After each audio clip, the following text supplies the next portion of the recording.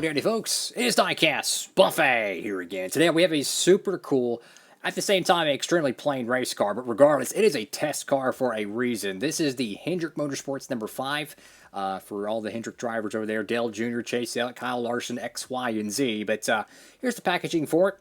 Pretty simple, you know, not much going on there. Go to the back end of it. Pretty simple as well.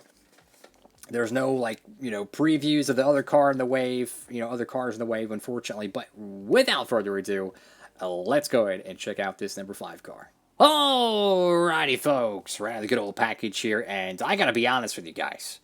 This thing is, it's definitely got a spicy opinion for me. Look, I'm a huge Hendrick Motorsports fan.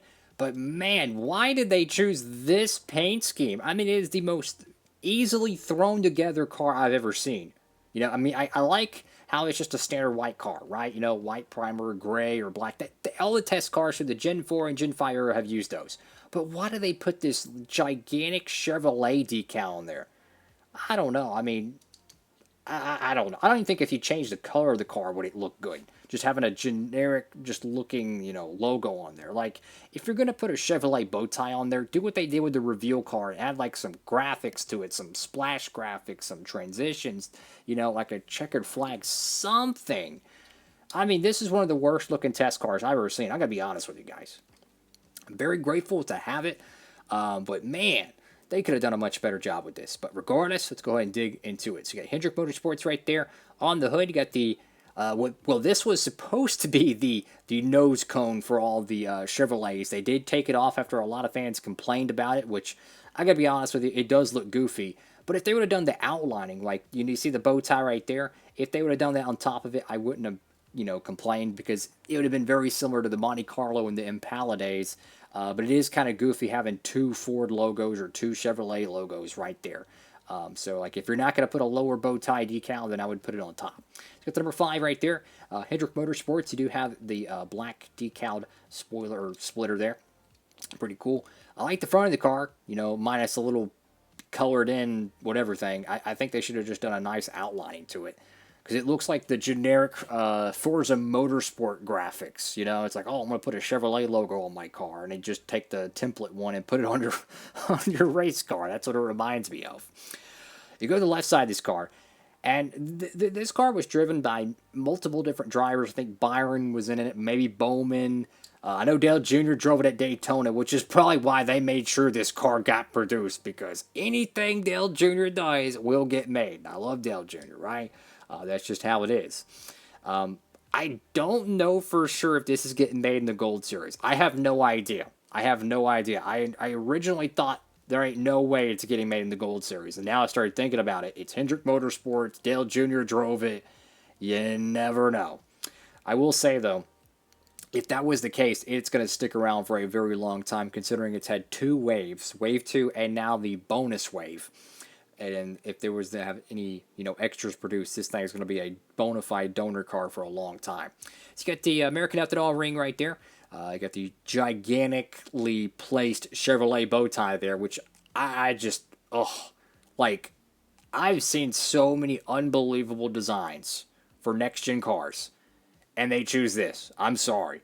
There's people that would have wrapped this car and designed it completely for free. And it'll look 10 times better than this. I'm just grateful this is only a test car, and this is not a real paint scheme. I love the number 5 right there. It looks cool. Got the Goodyear decal there. Let's go to the back end of the car. I like the red from the Hendrick Motorsports with the nice bright background. Looks very cool. Got the Camaro decal there. Everything's kind of off-centered a little bit and a little bit screwed up there. That does happen, though. Got the 5 right there, ZL1. I like the new spoiler designs. Very, very cool. Go to the right side of the diecast. I mean, there's just, I don't know. It looks so, like, easily made. Like, they just copy and paste a generic PNG of a Chevrolet bow tie. It's like, okay, let's just put this on the car real quick. We're gonna go down to Daytona and test with it. Like, you look at the Trackhouse car, and I'll show it real quickly here.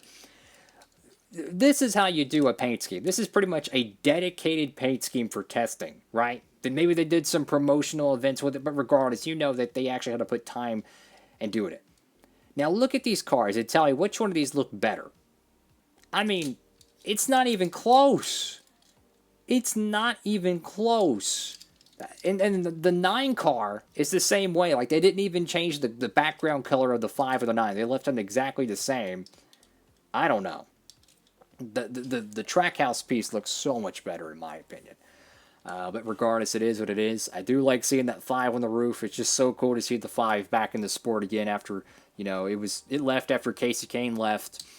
And to see it back in the sport with Larson from 21 and continuing the legacy of the number 5 is really, really cool.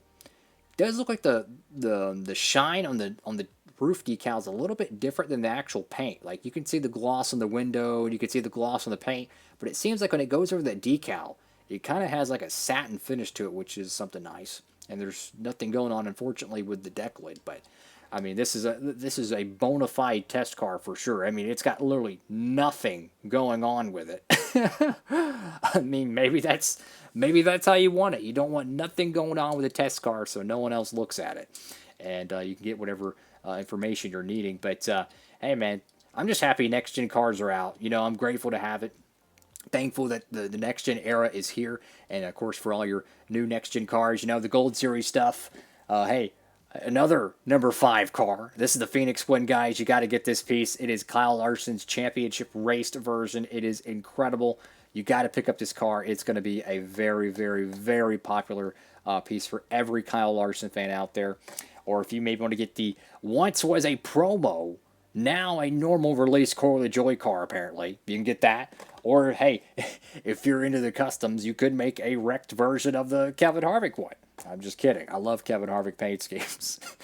But regardless, for all your new NASCAR diecast stuff, you can check out the promo code down below, guys. It does help out the channel, and it helps you save on shipping, guys. So the next time you got diecasts and you're wanting to get them in, go order them over there at Circle with Diecast, and you can save on shipping today with that code for any orders, $30 or more.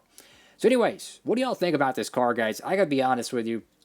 One of the worst looking test cars I've ever seen. If you're going to criticize a car, you have to have, you know, kind of something to fix it with, right? What I would have done, and I think it'll look 10 times better, if they would have just made like the back end of the car have some sort of a shadow or something, that would look good. Or just do the outlining of the Chevrolet bow tie. That would have looked 10 times better, you know? They could have done, what I think would have looked interesting is what if they just did a red outlining of the bow tie, right? Then the whole middle of the bow tie is, you know, white, and then the outlining is red. That way it matches the Hendrick Motorsports red, and then you have the black numbers, right, which matches the kind of the pinstriping and the little, you know, checkered flag there. That would have looked 10 times better. Instead, we have this. So that is quite interesting, I guess you could say. But regardless, it is what it is. And the little next-gen test car card, if you will, is pretty, you know, plain Jane. It does have the Chevrolet front valence there. And you go to the back end of it.